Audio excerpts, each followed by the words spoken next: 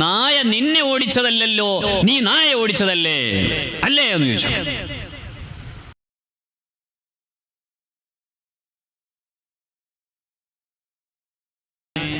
വെള്ളിപറമ്പിലുള്ള ഒരു സഹോദരൻ, അബ്ദുൽ മജീദ് എന്നൊരു സഹോദരൻ, അദ്ദേഹം കുട്ടിക്കാലത്ത് ആ വ്യക്തി സ്കൂളിലും മദ്രസയിലൊക്കെ പോകാൻ വലിയ മടിയുള്ള ആളാണ്. രക്ഷിതാക്കൾ പലപ്പോഴും സ്കൂളിലേക്കും മദ്രസയിലേക്കും പള്ളിക്കൂടത്തിലേക്ക് പറഞ്ഞു വിടുന്നു. പക്ഷേ ആ സഹോദരൻ കുട്ടിക്കാലത്ത് സ്കൂളിലെത്താറില്ല, മദ്രസയിലെത്താറില്ല. ഉമ്മാക്ക് വലിയ പ്രയാസമായി. അദ്ദേഹത്തിൻ്റെ എല്ലാ ദിവസവും എന്തെങ്കിലും ഒരു കാരണം പറഞ്ഞ് ആ വ്യക്തി മദ്രസയിൽ പോകൂല, അല്ലെങ്കിൽ സ്കൂളിൽ പോകൂല. ഒരിക്കൽ പറഞ്ഞു വിട്ടു. ഒരിക്കൽ മദ്രസയിലേക്ക് പള്ളിക്കൂടത്തിലേക്ക് പോവുകയാണ് അബ്ദുൽ മജീദ് എന്ന സഹോദരൻ. അപ്പോഴതാ പോകുന്ന വഴിയിൽ ഭ്രാന്തുള്ള ഒരു നായയെ ജനങ്ങളൊക്കെ ശക്തമായി ഓടിക്കുകയാണ്. ഈ അബ്ദുൽ മജീദ് എന്ന സഹോദരന് ആ കുട്ടി ഇക്കാലത്ത്, കുട്ടികൾക്ക് അങ്ങനെയാണല്ലോ, ആ നാട്ടുകാരോടൊപ്പം മദ്രസയിലേക്ക് പറഞ്ഞയച്ച ആ അബ്ദുൽ മജീദ് നാട്ടുകാരോടൊപ്പം നായയെ ഓടിക്കാൻ വേണ്ടി നിന്നു. കുട്ടികൾക്കത് ഭയങ്കര ഹരായിരിക്കും. അങ്ങനെ ചുരുക്കി പറയാം, അന്നും അബ്ദുൽ മജീദ് മദ്രസയിൽ പോയില്ല. നേരെ തിരിച്ച് വീട്ടിലേക്ക് വന്നിട്ട് ഉമ്മാനോട് പറഞ്ഞു, ഉമ്മ, എന്നെ നായ ഓടിച്ച്, അതുകൊണ്ട് എനിക്ക് മദ്രസയിൽ പോകാൻ കഴിഞ്ഞിട്ടില്ല. കുട്ടിക്കാലത്ത് അങ്ങനെ പല തന്ത്രവും പറയല്ലോ. യഥാർത്ഥത്തിൽ അബ്ദുൽ മജീദ് അങ്ങോട്ട് ഓടിച്ചതാണ് നായയെ. ഈ അബ്ദുൽ മജീദ് ഉമ്മാനോട് വന്ന് പറഞ്ഞത്, എന്നെ നായ ഓടിച്ചു, ഭ്രാന്തുള്ള നായാണ്, അതുകൊണ്ട് എനിക്ക് മദ്രസയിൽ പോകാൻ കഴിഞ്ഞിട്ടില്ല, ഞാൻ ഇന്ന് പോകുന്നില്ല. ഉമ്മാനോട് ചില ആളുകൾ പറഞ്ഞു, ഭ്രാന്തുള്ള നായ ഓടിച്ചതല്ലേ, കുട്ടിയുടെ ശരീരത്തിൽ എവിടെങ്കിലുമൊക്കെ നായ തൊട്ടുപോയിട്ടുണ്ടെങ്കിൽ അത് പിന്നീടൊരു വലിയ പ്രയാസമാകും. അതുകൊണ്ട് നിങ്ങൾ മടവൂര് ശൈഖുനാന്റെ അടുക്കൽ, CM വലിയുള്ളാന്റെ അടുക്കലൊന്ന് പോകണം. ആ ഉമ്മ തൊട്ടടുത്ത ദിവസം തന്നെ മടവൂരിലേക്ക് മഹാനായ ഖുതുബുൽ ആലം ശൈഖ് CM വലിയുല്ലാഹി ഖദ്ദസല്ലാഹു സിർറഹുൽ അസീസ് അവിടുത്തെ തിരുമുമ്പിലേക്ക് അബ്ദുൽ മജീദ് എന്ന സുഹൃത്തിനെയും സഹോദരനെയും കുട്ടിയെയും കൂട്ടിയിട്ട് വരികയാണ്. എന്നിട്ട് പറഞ്ഞു, ഉമ്മ പറഞ്ഞു, എൻ്റെ കുട്ടിയെ ഇന്നലെ മദ്രസയിൽ പോകുന്ന സമയത്ത് ഭ്രാന്തുള്ള നായ ഓടിച്ചിട്ടുണ്ട്.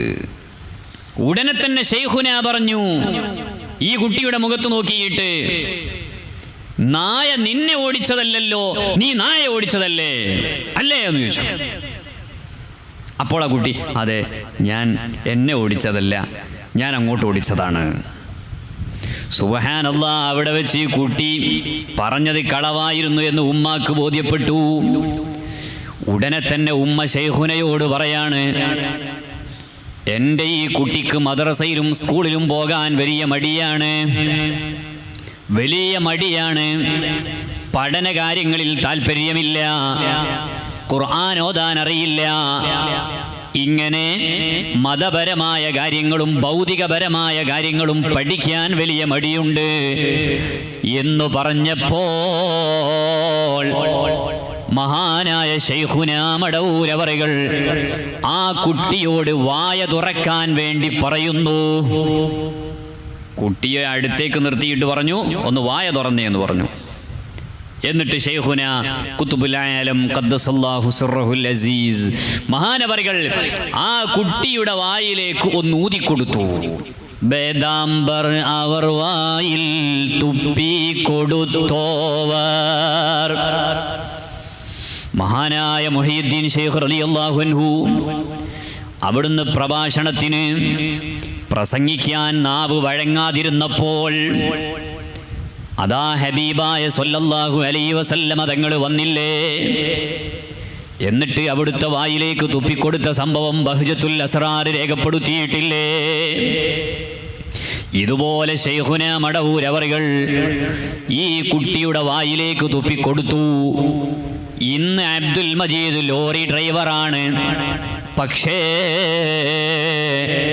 ഖുർആൻ വളരെ കൃത്യമായി തജ്വീദിന്റെ എല്ലാ നിയമങ്ങളും പാലിച്ച് പഠിച്ചു. അങ്ങനെ ആ രൂപത്തിൽ ഖുർആൻ ഓതുകയാണ്. മാത്രമല്ല, ലോറി ഡ്രൈവറായ അബ്ദുൽ മജീദിന് ഇന്ന് ധാരാളം ശിഷ്യന്മാരുണ്ട്. ഖുർആനിലൂടെ തജ്വീദ് നിയമം പഠിച്ച ശിഷ്യന്മാരാണ്. കണ്ടില്ലേ? വഅഖിലൻ കാമിലൻ താമ വഫഹമൻ വാഫിയൻ കറമ വജമ്മിഅനാ മഅൽ ഉലമാ ബിഹഖി ശൈഖി മടവൂരി. ഇങ്ങനെ ഊതിയിട്ട് ബുദ്ധിവൈഭവം വന്നവര്, ബുദ്ധിശക്തി വന്നവര് ചരിത്രത്തിൽ വേറെയുണ്ടോ? ഇമാം ഹാക്കിം റഹിമഹുല്ല ഉദ്ധരിക്കുന്ന ഒരു ഹദീസിൽ നബി സല്ലല്ലാഹു അലൈഹി വസല്ലമ തങ്ങൾ ഒരു വഴിയിലൂടെ ഇങ്ങനെ പോകുന്നു. അപ്പോഴാണ് ഒരു ഉമ്മാമ ഹബീബായ തങ്ങളുടെ പാതയോരത്ത് വന്നിട്ട് പറയുകയാണ്, ഓ നബിയേ, എൻ്റെ ഈ കൈക്കുഞ്ഞിന് ഇടയ്ക്കിടയ്ക്ക് വലിയ മാനസികമായ രോഗമുണ്ടാകാറുണ്ട് നബിയേ. അള്ളാന്റെ ഹബീബ് സല്ലല്ലാഹു അലൈഹി വസല്ലമ തങ്ങൾ അതാ ആ കുഞ്ഞിനെ ഒന്ന് നോക്കിയിട്ട് ആ കുഞ്ഞിനെ ഒരു നിവേദനത്തിൽ ആ കുഞ്ഞിൻ്റെ വായിലേക്ക് തുപ്പി, മറ്റൊരു നിവേദനത്തിൽ ആ കുഞ്ഞിനെ ഒന്ന് ഊതുകയാണ്, മന്ത്രിച്ചൂതുകയാണ്. ഹബീബായ തങ്ങൾ അങ്ങനെ മുന്നോട്ട് പോയി. കുറേ സമയം കഴിഞ്ഞ് മുത്തുനബി സല്ലല്ലാഹു അലൈഹി വസല്ലമ തങ്ങൾ തിരിച്ചു വരുമ്പോ അതേ ഭാഗത്തു തന്നെ ഉമ്മാമ കാത്തിരിക്കുകയാണ്. എന്തിനാണ്? ഹബീബായ തങ്ങളെ കാണാനാണ്. കൂടെ ധാരാളം ആട്ടിൻപറ്റങ്ങളുണ്ട്. അതെന്തിനാണ്? ഹബീബായ തങ്ങൾ ഈ കുട്ടിയിൽ ഊതിയപ്പോ കുട്ടിയുടെ രോഗം ശിഫപ്പെട്ടു. ആ മന്ത്രിച്ചതിന് ഹബീബായ തങ്ങൾക്ക് പാരിതോഷികം കൊടുക്കാൻ വേണ്ടി കാത്തിരിക്കുകയാണ്.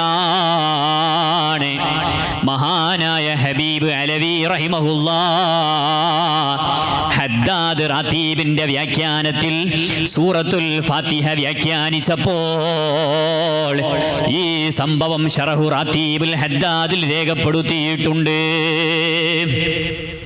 എന്നിട്ട് മഹാനവറുകൾ പറഞ്ഞു, മന്ത്രിച്ചതിന് കൂലി വാങ്ങാം. മന്ത്രിച്ചതിന് ആരെങ്കിലും എന്തെങ്കിലും തന്നാൽ അത് വാങ്ങാം. സഹാബത്ത് മറ്റൊരു വഴിയിലൂടെ പോകുമ്പോൾ ഒരു പെൺകുട്ടിയെ കൊണ്ടുവന്നു. ഈ പെൺകുട്ടിയെ പാമ്പ് കടിച്ചതാണ്. സ്വഹാബത്ത് അതിൽ മന്ത്രിച്ചു, ശിഫപ്പെട്ടു. അപ്പോൾ ആ ഗോത്രക്കാര് അല്പം സമ്പത്ത് കൊടുത്തു. ചില സ്വഹാബത്ത് പറഞ്ഞു, ഇത് വാങ്ങാൻ പറ്റുമല്ലേ എന്നുള്ളത് മദീനത്തെത്തിയിട്ട് നമുക്കൊന്ന് നോക്കാം, മുത്തുനബിയോട് ചോദിക്കാം. അവർ മദീനയിൽ വന്നു. നബി തങ്ങളോട് പറഞ്ഞു, ഇങ്ങനെ മന്ത്രിച്ചതിന് കിട്ടിയിട്ടുണ്ട്, ഇത് ഉപയോഗിക്കാൻ പറ്റുമോ? നബി സല്ലല്ലാഹു അലൈഹി വസല്ലം തങ്ങൾ പറഞ്ഞു, ഇത് ഉപയോഗിക്കാം. എൻ്റെ വിഹിതം എനിക്ക് തരണം. കാരണം നിങ്ങളെ ഫാത്തിഹ പഠിപ്പിച്ചത് ഞാനാണ്, അതുകൊണ്ട് എനിക്കൊരു വിഹിതം ഉണ്ടാകും. ആ വിഹിതം എനിക്ക് തരണമെന്ന് സയ്യിദുനാ മുഹമ്മദുർ റസൂലുള്ളാഹി സ്വല്ലല്ലാഹു അലൈഹി വസല്ലം ഹബീബ് അലവി റഹിമഹുല്ലാഹ് രേഖപ്പെടുത്തുന്നുണ്ട്. وعقلا كاملا تاما وفهما وافيا كرما وجمعنا مع العلماء بحق الشيخ مدبوري صلاة الله سلام الله على طه رسول الله صلاة الله سلام الله على ياسين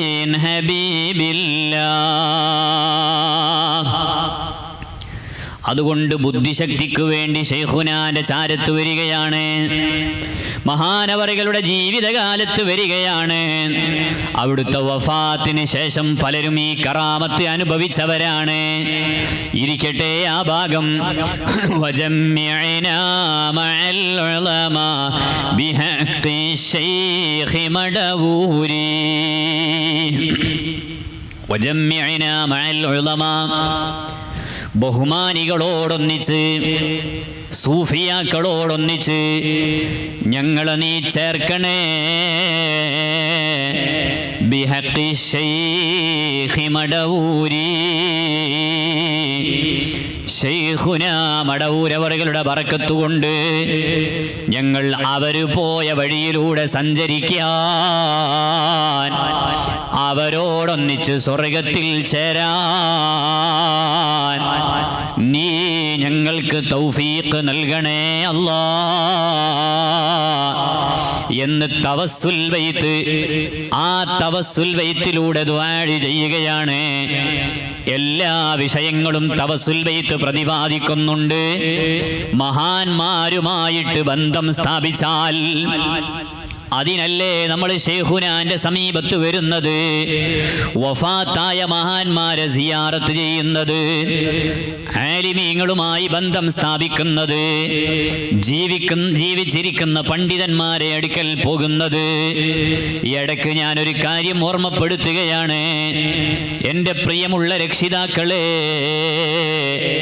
നമ്മൾ നമ്മുടെ ചെറിയ മക്കളെ ആലിമീങ്ങളുമായി ബന്ധപ്പെടിക്കണം, സയ്യിദന്മാരുമായിട്ട് ബന്ധം സ്ഥാപിക്കണം, അവരുടെ സമക്ഷത്തിൽ കൊണ്ടുപോകണം, അവരെ കൊണ്ട് മന്ത്രിപ്പിക്കണം, അവരെ കൊണ്ട് ഈ കുഞ്ഞിന് ബറക്കത്തുണ്ടാകാൻ ദുആ ചെയ്യിപ്പിക്കണം. ഇതൊക്കെ വലിയ കാവലാണ്, നമുക്കും നമ്മുടെ കുടുംബത്തിനും വലിയ കാവലാണ്.